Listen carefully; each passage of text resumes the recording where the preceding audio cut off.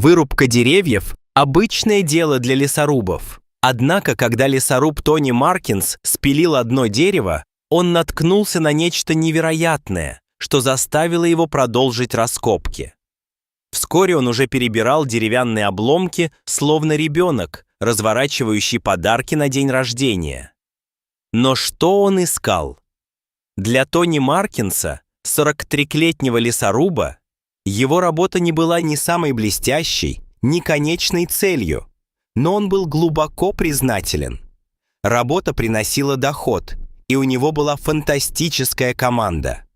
Это было совсем не однообразно. Время от времени он и его товарищи натыкались в лесу на что-то интересное, что привлекало их внимание. Тони не мог смириться с мыслью о рутинной офисной работе, о том, что он целыми днями сидит перед экраном. Ему нравилось бывать на свежем воздухе. Он жаждал чистого воздуха и практической работы. Хотя опасность была частью работы, она добавляла острых ощущений. Он и не подозревал, насколько опасной может стать его работа. В прохладную ноябрьскую среду день начался как обычно, но быстро принял уникальный оборот, не похожий ни на что, с чем Тони приходилось сталкиваться раньше. В воздухе пахло свежей хвоей и бензином от бензопил. Несмотря на то, что Тони был в наушниках, он все равно слышал постоянное жужжание машин, заполонившее лес, до жути похожее на жужжание пчелиной семьи. Сам того не ведая, он был в нескольких шагах от невероятного открытия. К колбу Тони, скользкому от пота, прилипли опилки. После долгого рабочего дня он выключил бензопилу и решил передохнуть и набраться воды. Именно тогда он заметил необычное дерево, резко отличавшееся от остальных. Оно выглядело зловеще. Его темная кора возвышалась над остальными. Тони заметил еще одну странность. Дерево было усеяно странными выпуклостями, покрытыми мхом и выступающими из коры странным узором. За всю свою десятилетнюю карьеру Тони никогда не видел ничего подобного. Беглый взгляд на близлежащие деревья не выявил никаких аномалий, подобных той, что была перед ним. Первоначально Тони предположил, что странные образования были язвами коры, отмершими участками коры, образовавшимися на ветвях или стволе дерева. Этот недуг не редкость среди деревьев, однако он не помешал его работе. Наросты на коре в первую очередь касались фермеров или тех, кто рисковал, что сгнивший ствол упадет на их участок. Лесоруб решил копнуть глубже. Никогда раньше не видя таких наростов, Тони понял, что это не могли быть просто наросты на коре. Он восстановил свое оборудование и возобновил работу, чувствуя, что дерево может скрывать какой-то интригующий секрет. Бензопила без особых усилий разрезала массивный ствол, более гладко, чем он ожидал. Довольно скоро он уже орал во всю глотку. Когда сила тяжести вступила в силу, дерево издало пронзительный треск. Земля содрогнулась, когда дерево с глухим стуком упало на лесную подстилку. Это был, пожалуй, самый рискованный спуск, который он когда-либо совершал. Сотрясающий землю глухой удар, казалось, эхом разнесся по всему лесу, заставив даже его команду остановиться, чтобы оценить ситуацию. Как только Тони восстановил равновесие, он перевел взгляд на свежесрубленный пень. Через несколько мгновений он понял, что это дерево было далеко не обычным. Что-то было не так. В центре ствола была огромная трещина, окруженная защитным слоем, который образовало дерево. Он с облегчением увидел, что кольца на деревьях все еще видны, что помогло ему оценить их возраст. Ему было по меньшей мере 3–3,5 десятилетия. Как только Тони собрался выбросить находку и двигаться дальше, его внимание привлекла блестящая аномалия в расщелине ствола. Прищурившись, он заметил серебристый предмет, спрятанный в стволе. Его сердце учащенно забилось, его охватили возбуждение и дурные предчувствия. С трудом веря в происходящее, он потянулся за перочинным ножом и вытащил сверкающий артефакт из деревянных рамок.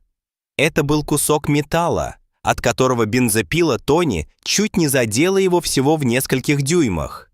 Вытащив предмет, Тони почувствовал настоятельную необходимость выяснить, что это было. Он осмотрел его при дневном свете, прежде чем вызвать свою бригаду для более тщательного осмотра. Его товарищи по команде медленно собрались вокруг него. Однако, прежде чем они добрались до него, Тони почувствовал, что в дереве скрыто гораздо больше. Ему не терпелось откопать еще что-нибудь, и он снова вытащил свой нож. Вытащив еще 3 металлических предмета, Тони поднял их и внимательно рассмотрел на солнце. Однако он так и не понял, что это за металлические предметы. «Кто-нибудь знает, что это такое?» — спросил он своих коллег-лесорубов, и в его голосе послышалось волнение. Как раз в этот момент к ним подошел ветеран команды, который, посмеиваясь, рассматривал таинственные массы. Все взгляды обратились к нему, все ждали его откровений.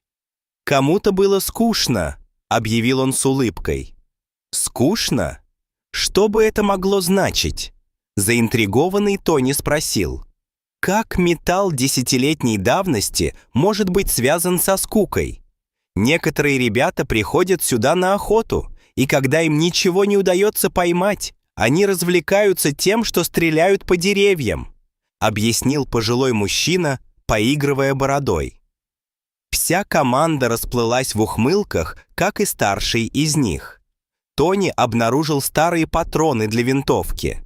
Несмотря на то, что это было не то сокровище, на которое он надеялся, дерево хранило еще больше тайн.